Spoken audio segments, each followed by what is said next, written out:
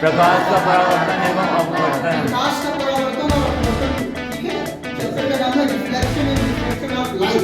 Yes sir. आपको बता दूं कि इस चैप्टर में से यूवीएफ का एक प्रश्न जरूर आता है, यानी कि वस्तु की दूरी, प्रतिबिंब की दूरी और फोकस दूरी से संबंधित एक प्रश्न जरूर आता है। स्पेशली पूछेगा इसमें कि प्रतिबिंब की स्थिति की विवेचना कीजिए कि प्रतिबिंब की स्थिति क्या होती है। तो हम आज सीखेंगे प्रतिबिंब की स्थिति कैसे निकालते हैं। कभी-कभी ऑब्जेक्टिव जो 1 से लेकर 20 तक के प्रश्न आते हैं, उसमें फोकस दूरी और वक्रता त्रिज्या से संबंधित प्रश्न आते हैं। तो चलिए हम चालू करते हैं। सबसे पहले हमारे पास एक प्यारा सा सूत्र है जिसको हम बोलते हैं क्या, दर्पण सूत्र।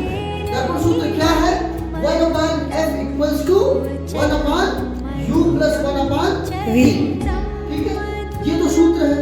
अब हमें जानना पड़ेगा f क्या होता है, u क्या होता है, v क्या होता है। ये सब चीजें सबसे पहले समझ लेने की आवश्यकता है।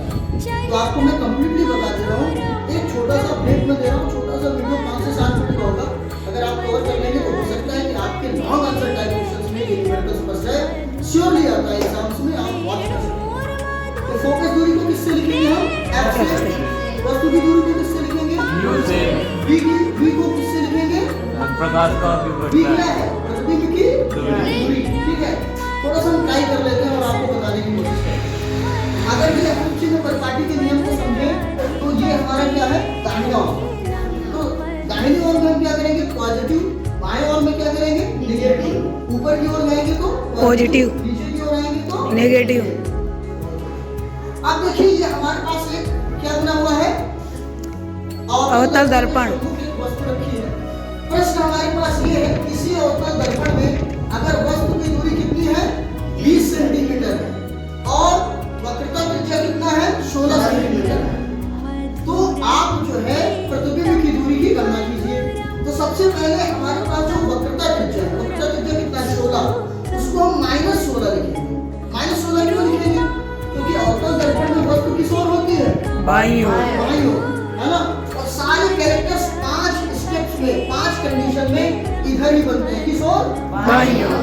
इसी कारण जो वक्रता त्रिज्या होगा उसको हम ऋण में लिखेंगे। तो ऋण 16 हो गया। अब ये वक्रता त्रिज्या का आधा क्या होता है, फोकस दूरी। तो 16 का आधा क्या हो गया, 8। और ये क्या निकल गया, फोकस दूरी। अब हम इस सूत्र को कहां पे अप्लाई करेंगे, इस वैल्यू को कहां पे अप्लाई करेंगे, इस सूत्र। सूत्र क्या है, एक बार पढ़िए, 1/f बराबर 1/v प्लस 1/u। ये u भी कर सकते हैं, प्लस में। ये दर्पण सूत्र है। देखिए f की जगह हमने क्या लिखा, 8 - 8, v हमें निकालना है, u की जगह 20 लिखा। अब ये वैल्यू को पुट करने के बाद हम थोड़ा सा टर्मिनेट करते हैं, v की वैल्यू निकल आएगी। देखिए 1/20, ये माइनस में इधर प्लस आ गया। 20 और 8 का एलसीएम लिया 40। 20 का पहाड़ा पड़ा 40 में 2 बार, 8 का पहाड़ा पड़ा 5 बार। 2 में से 5 घटाएंगे कितना है, -3। -3 बटा क्या हो गया, 40। -3 बटे 40 को हमने जो है 40/3 लिखा, v निकालना, जिससे 13.3 प्राप्त होगा।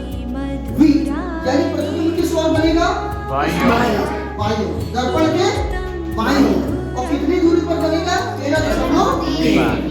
तो इस प्रश्न को करने से पहले हमें चिन्ह परिपाटी के सारे नियम क्या होने चाहिए, याद। और ये सूत्र आना चाहिए, कौन सा सूत्र, 1/f बराबर 1/u प्लस 1/v। और फोकस दूरी और वक्रता त्रिज्या के संबंध को भी हमें जानना है।